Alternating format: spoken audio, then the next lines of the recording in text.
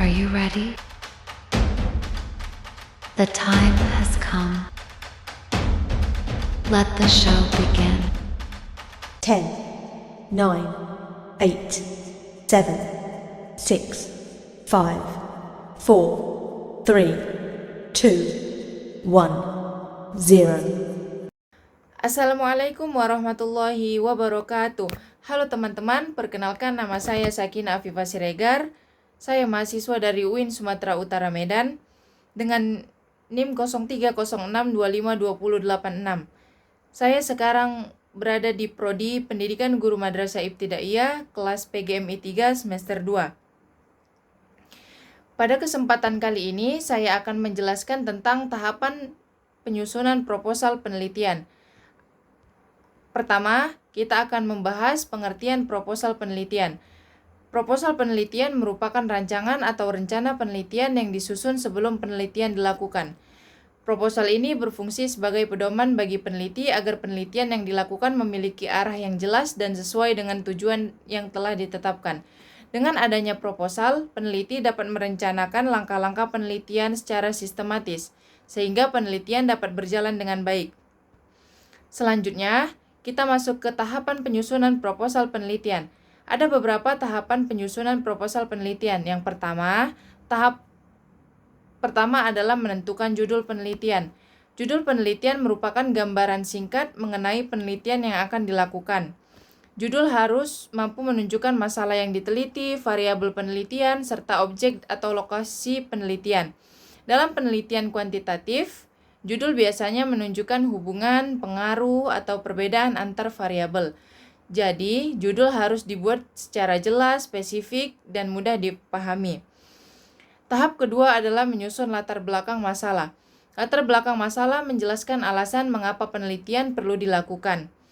Pada bagian ini, peneliti menguraikan kondisi yang terjadi di lapangan, masalah yang ditemukan, serta pentingnya penelitian tersebut. Latar belakang biasanya didukung oleh data, fakta, teori, atau hasil penelitian sebelumnya sehingga peneliti memiliki dasar yang kuat. Tahap yang ketiga adalah merumuskan masalah penelitian. Rumusan masalah merupakan pertanyaan yang akan dijawab melalui penelitian. Dalam penelitian kuantitatif, rumusan masalah biasanya berkaitan dengan hubungan, pengaruh, atau perbedaan antar variabel. Rumusan masalah harus jelas, spesifik, dapat diuji secara empiris, serta dapat diukur secara kuantitatif. Tahap yang keempat adalah menentukan tujuan penelitian. Tujuan penelitian menjelaskan hasil yang ingin dicapai oleh peneliti. Tujuan penelitian disusun berdasarkan rumusan masalah yang telah dibuat sebelumnya. Tujuan ini harus jelas, spesifik, dan sesuai dengan masalah yang akan diteliti. Tahap kelima adalah menentukan manfaat penelitian. Manfaat penelitian menjelaskan kegunaan atau kontribusi yang dapat diberikan oleh hasil penelitian. Manfaat penelitian dibagi menjadi dua, yaitu manfaat teoritis dan manfaat praktis. Manfaat teoritis berkaitan dengan pengembangan ilmu pengetahuan atau teori, sedangkan manfaat praktis berkaitan dengan penerapan hasil penelitian dalam kehidupan nyata. Tahap yang keenam adalah menyusun kajian teori. Kajian teori berisi kumpulan teori, konsep, dan hasil penelitian terdahulu yang relevan dengan masalah penelitian. Kajian teori digunakan sebagai landasan untuk menjelaskan variabel yang diteliti dan menjadi dasar dalam penyusunan hipotesis penelitian. Tahap yang ketujuh adalah menyusun hipotesis penelitian. Hipotesis merupakan dugaan atau jawaban sementara terhadap rumusan masalah yang masih harus dibuktikan melalui pengumpulan dan analisis data. Hipotesis disusun berdasarkan teori, kerangka berpikir, dan hasil penelitian sebelumnya. Tahap yang kedelapan adalah menentukan metode penelitian. Metode penelitian menjelaskan bagaimana penelitian akan dilakukan. Pada bagian ini dijelaskan jenis penelitian yang digunakan, populasi dan sampel, teknik pengumpulan data, serta teknik analisis data yang digunakan untuk menjawab rumusan masalah penting. Rumusan masalah penelitian.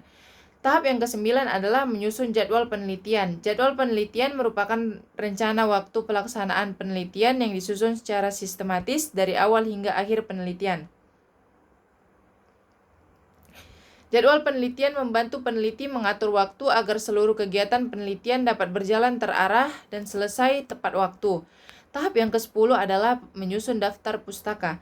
Daftar pustaka merupakan daftar sumber referensi yang digunakan dalam penelitian seperti buku, jurnal, artikel, dan sumber ilmiah lainnya. Daftar pustaka sangat penting karena menunjukkan sumber informasi yang digunakan serta membantu menghindari plagiarisme. Selanjutnya, tahu nggak teman-teman mengapa tahapan penyusunan proposal penelitian sangat penting?